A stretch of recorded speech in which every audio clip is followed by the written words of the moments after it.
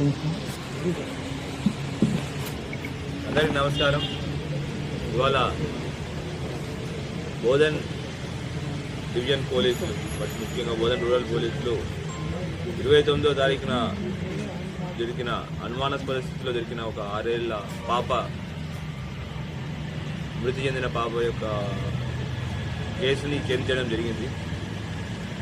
విషయానికి వస్తే 29 జనవరి మనకి ఏఆర్పి క్యాంప్ దగ్గర D46/8 నిజాం సాగర్ కాలువలో ఒక 6 ఏళ్ల పాప మృతదేహం కనపడింది. అనుమానాస్పద పరిస్థితుల్లో అమ్మాయి చనిపోయి ఉండడం, దాని మీద మనకి ఇన్ఫర్మేషన్ వస్తే ఇమీడియట్గా అంత చిన్న ఏసీపీ గారు, తర్వాత సిఐ అండ్ ఎస్ఐలు సీన్కి వెళ్ళడం జరిగింది. అనుమానాస్పద మృతి దాన్ని భావించి అది ఎట్లా చనిపోయింది, అది కారణం ఏంటి అనే దాంట్లో ఇన్వెస్టిగేషన్కి ఒక 3 టీంలు అరేంజ్ చేయడం జరిగింది.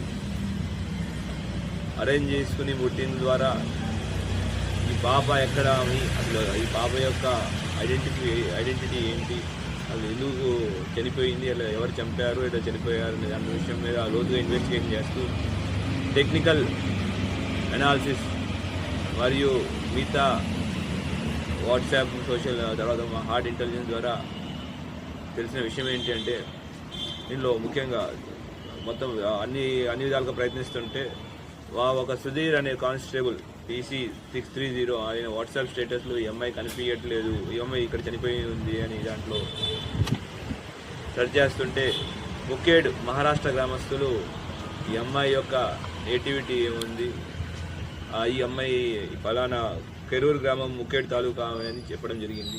దానిలో లోతుగా విచారణలోకి వెళ్తే తెలిసిన విషయం ఏంటంటే, వీళ్ళ తండ్రి కొండమంగళే పాండురంగన్ అతను ముగ్గురు పిల్లలకు తండ్రి. అతను ఆ గ్రామంలో, కొరూరు గ్రామంలో విరాట్ అనే సెలూన్ నడుపుతూ ఉండేవాడు. అదే సెలూన్కి గణేష్ షిండే అని ప్రస్తుతం సర్పంచ్, ఆయన రెగ్యులర్గా వస్తుండేవాడు.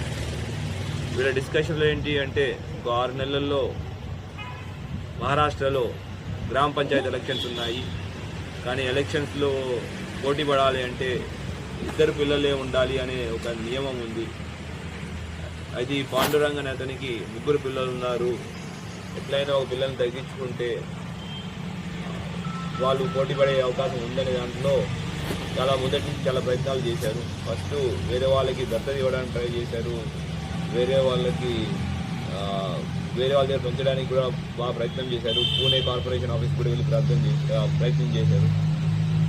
అయితే వాళ్ళ ఏవి ఫలించకపోయేసరికి ఎట్లయినా గెలవాలంటే 2 పిల్లలే ఉండాలని నియమాన్ని జరుగుతుంది.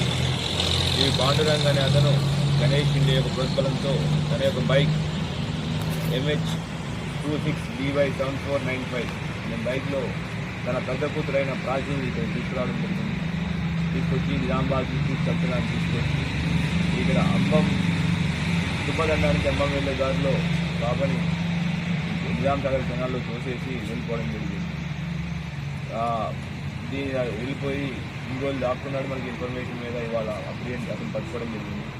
ఇంకా మొత్తం ఆపరేషన్ని దగ్గరుండి సూపర్వైజ్ చేస్తూ లీడ్ చేసిన ఏసీపీ గారికి, తర్వాత inspector CI Bodhan rural inspector Vijay గారికి, ఎస్ఐలు Edapalli SI Rama and Renjal SI చంద్రమోహన్కి మరియు మొదట టీం అందరికీ కష్టపడి ఈ కేసు ఛేదించారు. వీళ్ళందరికీ మనస్ఫూర్తిగా అభినందనలు తెలుపుతున్నాను.